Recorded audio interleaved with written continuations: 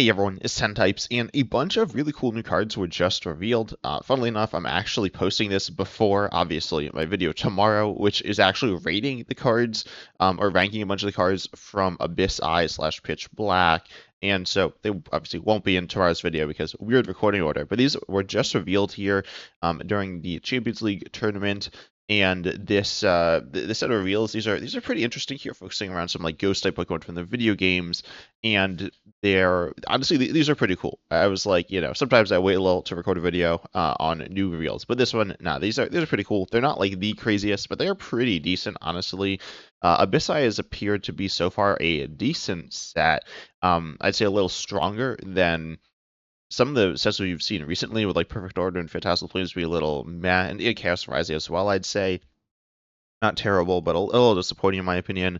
But I think Abyssai is shaping up to be a bit better, a bit more like interesting in terms of the decent, not like super amazing, but decent decks here. And we're starting off with, there's like two categories of cards here. We're starting off with the Ghost Veil Pokemon, I guess is what I'll call them. I mean, that's the ability name here. And the ability is, obviously, it's Ghost Veil here. It says this Pokemon can't be affected by effects of attacks or abilities from your opponent's Pokemon. This is actually pretty good. It is effects of attacks, so that's not damage, right? So if your opponent's like just attacking you, they'll just attack you. This will stop Alakazam, and it will stop Dragapult EX hitting you on the bench.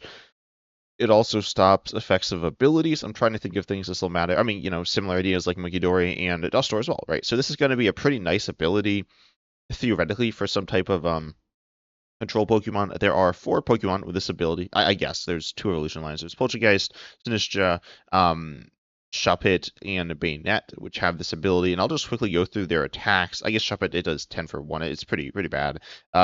Poltergeist is also pretty bad. But then Sinistcha here, for 1 colorless, you do if you have 6 or more Pokemon in your discard with Ghost Veil, with the Ghost Veil ability, you place 4 damage counters on each of your opponent's Pokemon. And this is kind of the idea here. We're going to see a handful of Pokemon that do attacks based on Ghost Veil Pokemon in the discard, where if you have a certain number, it does something. And so this is interesting. There are, again, a handful of these. As I said, there are, I believe, 4 Pokemon with the ability Ghost Veil. So you could have up to 16 in your deck. You probably should. And this will kind of play like something like Mad Party, if you're familiar, or United Wings, I guess. United Wings is technically still in Standard, if you didn't know. United Wings has, let's see, just has the 1 card. I think this will probably show it up. There we go. That's actually exactly the cards I'm looking for. There were 4 Pokemon United Wings. Yeah, Kilowatt refers to them as well. But Dartrix is in Standard. The other ones are not, so it's pretty trash. But anyways, you want to play a bunch of Pokemon like that. So you probably want to be playing all 12 there. And then I'm going to kind of go over the attacks in just a moment after I go over the Pokemon with Ghost Veil. This one here, the last one is Bayonet with Dull Catch for 1 Psychic. Does 80. You can search your deck for any card, put into your hand, then shuffle. In terms of Pokemon, if you're, I guess, just wanting to play this as a wall, then Bayonet would probably be the best one. I guess it's like not super good, but it's it's an interesting idea just as a wall there. So I figured I'd mention that. But then we have the actual Sinistcha. This is obviously a Pokemon that is in the quote Ghost Veil deck, definitely going to be in there. Also interesting is Sinistcha. We saw Poltergeist, and I guess Sinistea didn't actually have it, but Poltergeist had Mad Party, which is, again, a similar idea here. But I think this is more interesting with more depth, as it kind of functions. Actually, I recorded a video in the Lost Zone, or I posted a video in the Lost Zone a little while ago. When I say a little while ago, like yesterday or something like that. And the Lost Zone functions kind of similarly, where, or the Lost Zone deck, the most recent Lost Zone deck, functions similarly, because it's how many Pokemon are in the Lost Zone here. And there are different like levels. This is the amount of Pokemon with Ghost Veil in the discard, where there are different levels. 6 is doable. I suppose looking at Standard, you do have a spec of, what's the name of it? Brilliant Blender? Yeah, Brilliant Blender would search for 5 and discards them, and certainly getting 1 more beyond that isn't too bad. In terms of ways to discard them, there's not too much discard in Standard, to be honest. There's some supporters that discard that are like fine, like Naveen, Carmen, like Larry Skill. They're okay, I guess, but they're not like amazing. There is no Professor's Research in Standard, and then also there's like Ultra Ball, and I think that's about it. That's good. There's like Hole Digging Shovel. That's a funny card. Probably not a card I'd play. It's not very good. it discards the top two cards of your deck. But anyways, getting 6 is doable, definitely. You're looking at this obviously like turn 2. And also like the basics have like horrible HP. So yes, you are immune to some things, but if you're not immune to something, then you're just getting kind of wiped out. So anyways, you then put 4 damage counters into your opponent's Pokemon. This is okay. It's not amazing. Funnily enough, it like counters itself, which is like a thing. There are a few ways to counter this certainly, but it's not like everything's countering you either. So you will be able to use this attack some. And putting 4 on each of your opponent's Pokemon, the idea is obviously to attack this a few times. When you look at spread Pokemon, they're like, okay, I guess. Um, like kind of generic spread Pokemon, not like Dragon Ball EX doing big active damage and some more like targeted bench damage. So Sinistcha I think is okay. I don't think it's amazing, but it's definitely I mean, it's a card you will be playing. Then you have Spiritomb here. This one goes with it as well, with a Soul End for 1 Psychic if you have. Yeah, so this Sinistcha is colorless. So I think you're playing Psychic Energy. I don't remember if you also need other types. But for 1 Psychic, if you have 13 or more Pokemon in the discard with the Ghost Veil, choose 2 Pokemon of your opponent's Pokemon and quadruple the damage counters on each of them. This is interesting. I believe the first time we're seeing the word quadruple or anything on other than double, maybe? I don't know. Anyway, so quadrupling the damage counters, meaning it's going to end up with, obviously 4 times as much there, which is pretty cool. It doesn't do damage equal to quadruple. Unlike, there are some cards that have done damage that have done damage equal to double the damage. But anyways, this one doesn't do that. This is going to be an effective attack as well. So again, if your opponent's stopping effective attacks, it's kind of bad for you.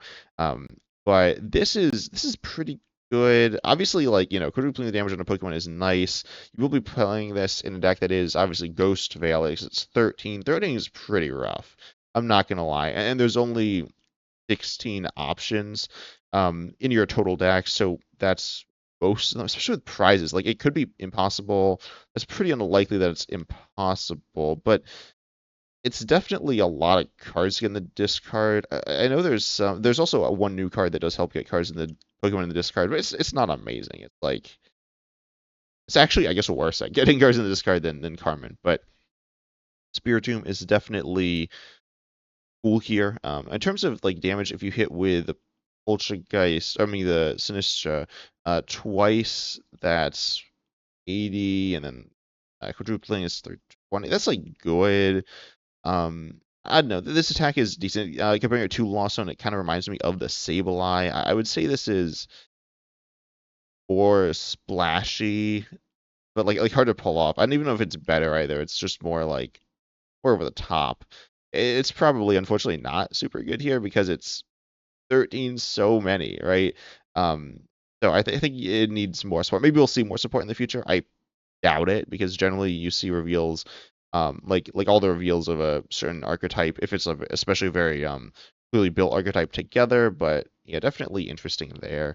We're gonna skip the I guess Chandelure, and go to Dhelmise if you have 4 more. So it does 30 for 1 Psychic, but then if you have 4 more Pokemon and you discard with Ghost Veil, it does 140 more. This is actually pretty good. This is kind of like the Cramorant from Lost Zone, being 4 there, and you can attack this turn 1. I think is going to be the idea, which I think is doable. Oh, there's also the Stadium. Forgot about the Stadium. Prism Tower from Chaos Rising, which is discard 2, draw 1 as well, which is like pretty good for this as well. Honestly, it's quite good. And then, that'll help you have like Ultra Balls and your supporter turn 1, which I think should be able to get you there a lot of the time. And then 170 for 1 is really good. So honestly, this card's quite good, I think. It is, you do need to be playing. I mean, the big issue with this deck is you're playing 16 Pokemon that don't really do very much. And they're also not even your attackers. Like, they kind of are, but only kind of with the Sinistcha.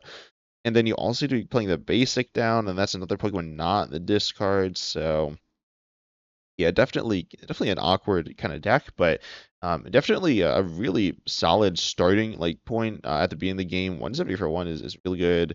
You can use telepathic psych energy. I just realized as well, which is like cool. I don't know if that's actually super good. It does have 3 retreats, so being able to search out Latias could be good as well.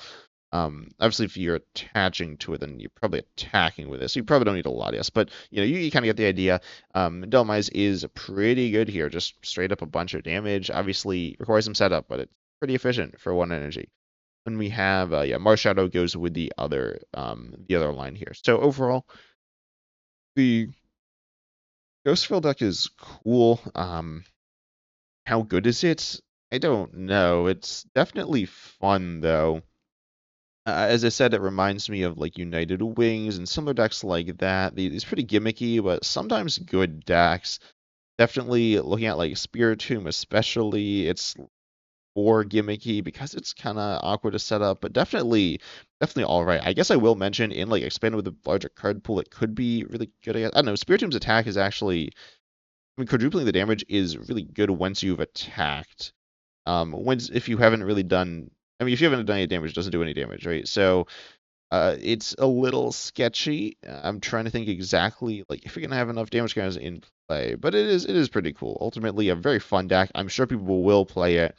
In terms of gimmicky decks, it's definitely all right. The upside is clearly there. The support's there. It just having to play a bunch of cards that don't do anything is kind of sketchy. That's the only big issue there. But then we have this next one here. We got Litwick, we got Lampent, which searches for the rest of the Lampents and puts them onto your bench. Pretty decent. We see this attack from time to time. It's good. It's not like crazy good. I know some people love it. Like there was a Frigadier that had it. There was a Curlier that had it. They were fine. They were good, I guess. Um, they're good if you want a bunch of the stage two. Another thing about it, there are some Chandelures in standard. I don't remember what they. There's the hand size one, right? Yeah, the hand size one I think is the best one, but it's still not that good. It's kind of like reverse Alakazam, which is like bad because you don't want to give your opponent a bunch of cards and yeah. Anyway, so it's not super good there. Then there's Mega Chandelure EX here though. Also, pretty cool looking card in my opinion. I like Mega Chandelure, I guess. But anyways, you have the ability Cursed Flame, which is kind of the focal point of this. Your opponent's active Pokemon's retreat cost is one colorless more. Obviously, retreat cost increasing is it's useful for like control stuff. This is a stage 2 mega though. 350 HP is not all that for it. Obviously, it is like tankier than pretty much every Pokemon played, but again, for a stage 2 mega, it's kind of meh. But then you also have Phantom Maze. This is for 2 Psychic here. Again, on a stage 2 mega. It's pretty payable, honestly, especially with like Wonders patch, so I'm not like too worried about it. But then when 30, it does 50 more for each colorless in or colorless energy in your opponent's active Pokemon's retreat cost. Obviously, this will be starting at I guess 180 kind of. I mean, like the ability is going to increase it by 50, or yeah, the damage by 50 each one, and it does stack here. In terms of how good this ability is, just straight up, we saw Spite EX with the same ability, and that card was pretty bad. I don't think it really saw any play. Also an attack that did damage, but the attack was pretty bad. Yes, card. Wait, yeah. So it saw a little bit of play in control. People were just playing Spite Ops at one point, like a little bit. This is just control. Except it plays 3 Spite Ops, and all the other Pokemon are 1-0s, which is kind of funny. But anyways, so yeah, Spite Ops EX, same ability. Actually, no, yeah, it is the same ability. So definitely not a super good ability. If there's a way to get a bunch out, I mean, yes, you can get a bunch of Lampents out with the attack, but you still need a bunch of Mega Chandelures, so it's not really very easy. In terms of the damage, I think the other card, yeah, is the Marshadow. The Marshadow is just like another attacking option. I'm trying to think of other ways to increase retreat costs. I'm not sure if there are any. There might be. I don't think they're super good. In terms of this within control, as they're saying, Spite Up CX wasn't super good. It was okay, honestly. I'd say it was like a little underrated, but not super good. This is definitely a lot worse, being a stage 2. So in terms of doing this in another deck, like be a spread deck or something where you can trap something, then spread or pair it with like Badoo, Monkey Dory, Frostlass, or something like that. Be just really clunky. Being a stage 2 here, if it was on a basic, it would be good, maybe even a little too good there. If it's on a stage 1, as I said, it's not even that. It's not that good. So, yeah, unfortunately, not super good of an ability there. In terms of the damage, obviously, if something like this does a bunch of damage against, also with Air Balloon in the format, that counters this. We've seen attacks like this in the past be okay. Simply looking at like Leafeon VMAX, a pretty similar attack. Then Galar Mine, which increased it by 2 colorless, which we don't have in standard. We do have I don't know. We don't really have anything like that. Like there was a stadium like that increased retreat cost. Was there? I thought there was. Maybe there wasn't even one recently. And then that rotated recently. I could just be like imagining that. But anyway, so Mega Chandelure here is swinging at 180. You can like if you get two of these in play, that's base 250, and then with if they have like one the retreat cost, which is common, that's 280, which is like fine. I mean, it's certainly not a terrible card here for 2NG on a Mega. But in terms of like 2NG on a Mega, you're looking for something pretty impressive from a 2NG Mega Stage 2. I'm trying to think of Mega Stages that see play, and they're pretty. I don't know. Like Venusaur, I guess, is the one that sees play. There's some other ones that are kind of tech options. Venusaur isn't even that good. So honestly, Mega Stages are kind of rough, but kind of fun. But I don't think it's super good. Then we have Marshadow here for when Psychic does 30 for each colorless and your points active Pokemon's retreat cost. This is. Let's see. So you're looking at, if they have one retreat, obviously just doing 30 there. It doesn't like knock out the babies, so they don't have one retreat. They have no retreat. With big retreat, I'm trying to think, and I was thinking like, oh, what if you lose Clefairies and like attack turn one, knocking out a Dreepy, but you don't do that. Um, yeah, I don't know. This just seems clunky here. I feel like there's a missing piece. If there's like a tool that increases it by 1 or something like that for your opponents, or there's Gravity Gemstone. There is, yeah, there's Gravity Gemstone. I forgot about that card. I knew I was forgetting something.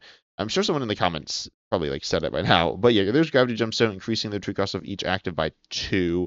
It's a little clicky for you increasing your own active, but that's fine. Like Gravity Gemstone was in Stellar Crown. I remember Stellar Crown had so many cards. I was like, these are all like mediocre control cards.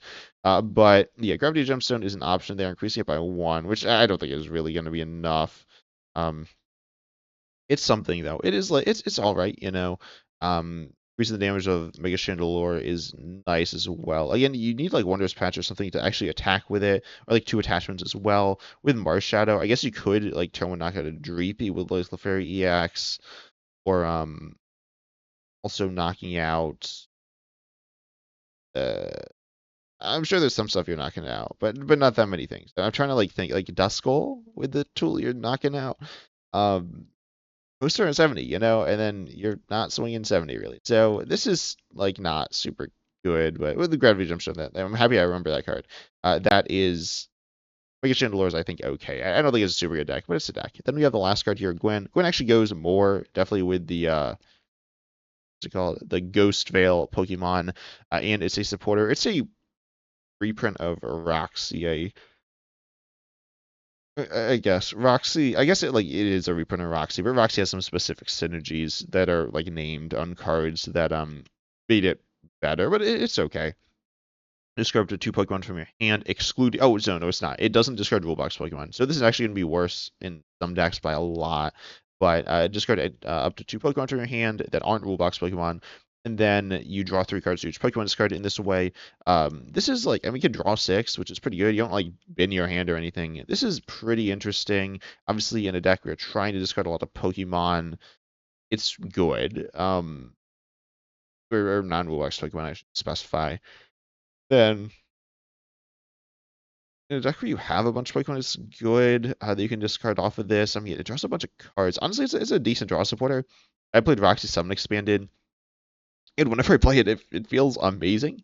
But it only goes in some decks, right? Usually the decks I put in, it's like blatantly super good, and then I'm like, wow, yeah, this is really good. But also, like, if you don't have any Pokemon in your hand, then it doesn't draw any cards. If you just have one, just discard 1, draw 3, which is pretty bad.